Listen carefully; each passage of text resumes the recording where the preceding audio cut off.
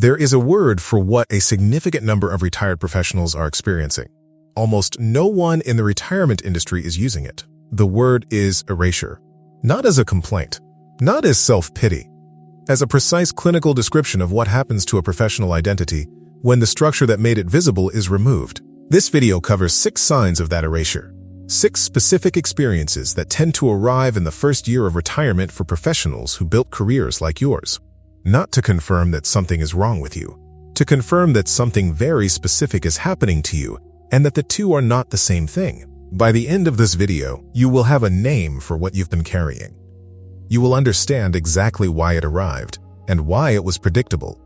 And you will understand why the people who experience it most acutely are not the ones who failed at their careers. They are the ones who succeeded most completely at them. Let's start with the word itself. Erasure, in this context, is not a feeling. It is a structural event. Over the course of a professional career, particularly one that spans 30 or 40 years in a senior role, a very specific equation gets installed. It doesn't announce itself, it gets installed through repetition. Every time a decision you made changed something real, every time a problem landed on your desk and left solved, every time your phone rang because someone needed the answer you had, the equation was reinforced. The equation is this: my value is a function of my output, not a pathology. A logical inference. For 40 years, the evidence consistently supported it. You produced, things changed, you mattered. The organization confirmed it. The paycheck confirmed it. The people who deferred to you confirmed it. And then retirement removed the output mechanism, not the capability, not the intelligence, not the expertise. Just the institutional structure that turned capability into consequence.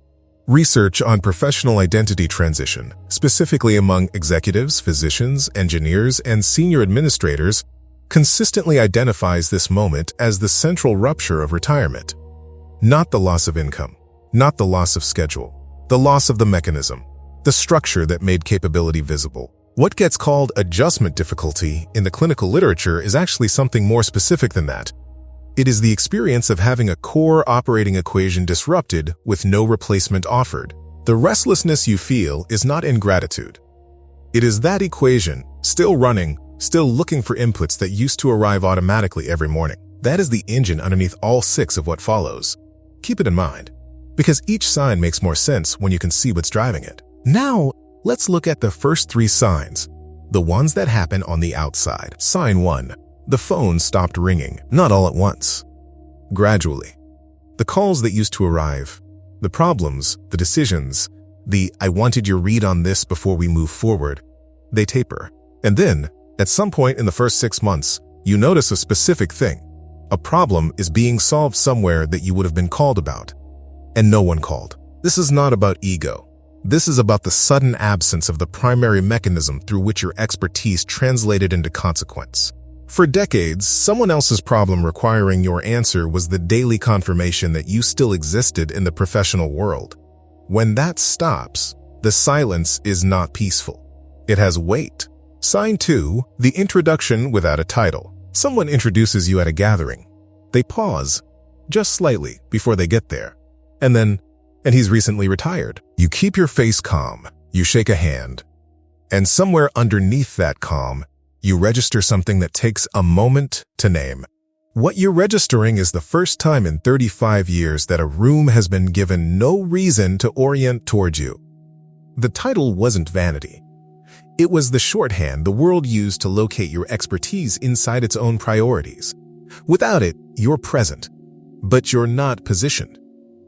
And the difference between those two things is something this video will not ask you to minimize. Sign 3. The room doesn't change when you enter. This one is harder to articulate, so most people don't. But professionals who spent careers in leadership roles know something about what it means for a room to respond to your presence. Not because of status performance, but because the people in the room knew that your arrival changed what was going to happen next. Decisions would be made. Direction would shift. Something would move. When that stops, it doesn't announce itself as a loss. It just isn't there. And the absence of something that was always present can take a long time to even recognize as an absence. All 3 of these signs share the same engine. The conditional value equation running without inputs. The mechanism is gone. The equation is still looking. The first 3 signs happen on the outside. The next 3 happen somewhere harder to reach. Sign 4. You've started editing yourself before you speak. This one arrives quietly. Someone at a dinner mentions a challenge their company is facing. You know exactly what's wrong with their approach. You've solved a version of that problem. And you start to say something, and then you stop. Because something in you has calculated that the comment will land as an intrusion, that the expertise will read as the retired person who can't stop being the expert, so you don't say it. That self-censorship is not wisdom. It is the conditional value equation, having learned a new and painful lesson. That without the institutional context, the expertise no longer has automatic permission to speak. You are editing yourself out of rooms that your knowledge could genuinely improve. And each time you do, the equation reinforces something corrosive. That your output was what gave your voice its right to be heard. Sign 5. You are ashamed of not enjoying this. The cultural script was unambiguous. You worked for this. You earned it. Retirement is the reward. The freedom, the rest, the time, finally yours. And the people around you are watching to see you receive it. But somewhere in the quiet of an ordinary Tuesday morning, something that does not feel like freedom arrives. It feels like absence, like removal, like standing in a room where a function you served for 40 years is no longer being requested of you. And because the cultural script says this should feel like freedom, the gap between that script and your actual experience produces a specific, private conclusion. Something is wrong with me. That conclusion is not accurate, but it is logical. When the evidence of your inner life contradicts the narrative everyone around you is endorsing, the most available explanation is personal failure. That is where a significant amount of the shame comes from. Not from the experience itself, but from the gap between the experience and what you were told to expect. Sign 6. You've started to wonder if the decline has already begun. This is the one most people carry without saying it out loud. The cognitive anxiety underneath it is specific. If the capability isn't being used, is it eroding? If the mornings are empty of productive demand, is the absence of demand itself a kind of damage? The research on this is actually precise, and it is not as alarming as the anxiety suggests, but it is not nothing either. Studies on cognitive engagement in retired professionals consistently show that the brain responds to the removal of demanding work not with immediate decline, but with something that functions like hunger. The systems built over decades of high-stakes decision-making do not go quiet. They signal what gets experienced as restlessness, as vague anxiety, as the inability to settle, is in a meaningful sense the brain indicating that it requires more than it is currently receiving. That is not the beginning of disappearing. That is demand without a target. And demand without a target is not the same as decline. All 6 signs share a single origin, the conditional value equation, still running, in an environment where the mechanism that fed it has been removed. The capability is intact. The expertise is intact. The intelligence is intact. What is gone is the institutional structure that made them visible. That is a structural problem, and structural problems have structural solutions. If this video names something you've been carrying without a framework for it, the next step is not more content. It is a structured beginning. There's a free 5-day challenge in the description, built specifically for professionals navigating this transition, that takes the conditional value equation apart piece by piece and begins replacing it with something that belongs to you rather than to an institution. 5 days. 1 email a day. The link is in the description. Here is the reframe this video wants to leave you with. Each of those 6 signs, the silent phone, the introduction without a title, the room that doesn't shift, the self-censorship, the shame, the cognitive anxiety, each of them is painful in direct proportion to what was built. A professional who spent 12 years in a career and never reached a point of genuine expertise does not experience the grief of expertise with no audience. They do not edit themselves out of conversations because their credibility doesn't have an institutional anchor. They do not experience the room not shifting because the room never shifted. The intensity of what you're experiencing is not evidence that something went wrong. It is evidence of how much was built. Think of it this way. If someone spent 35 years developing a specific structural engineering capability, the ability to assess load-bearing requirements that other engineers misread, and then remove them from every building project in existence, the capability would not disappear. The ability to see what others miss would remain entirely intact. What would be gone is the context in which that ability could operate. The pain of that removal is proportional to the precision of what was built. That is your situation. Not a personality problem, not an ego problem, a precision problem, a very specific capability in the absence of the structure that gave it context. The internal objection worth naming directly. Maybe I just can't let go, maybe this is ego. Here is the structural answer to that. The conditional value equation was not installed by your character.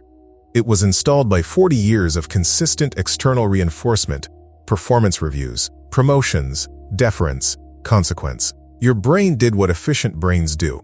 It identified the pattern that produced the results and encoded it. Dismantling it is not a matter of better attitude or greater humility.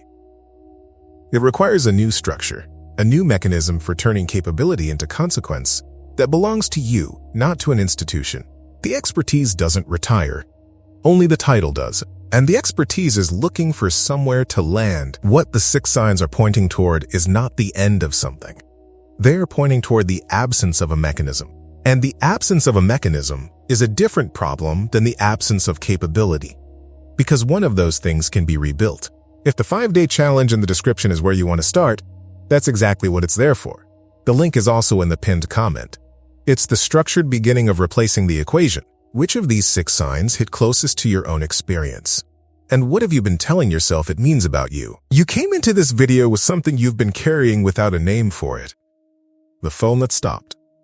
The room that doesn't shift. The voice you've been editing before it reaches the air. The shame of standing in the freedom you worked for and feeling something that is not freedom. The private question about whether the silence is already doing damage. Those are not signs of a person who can't adjust. They are not signs of ego that needs correcting. They are not signs that the best of it is behind you. They are signs of a conditional value equation that was installed over 4 decades by consistent external evidence. And that is now running in an environment where the inputs that fed it have been structurally removed. That is not a character diagnosis. That is a mechanical one. Here is what I want you to carry out of this video. The pain is proportional to what was built. That is not a consolation. That is a measurement. The professional who experiences none of this in retirement is not more evolved or more at peace. They built less that the equation could attach to. The intensity of what you've been feeling is, in a very precise sense, the weight of what you accumulated.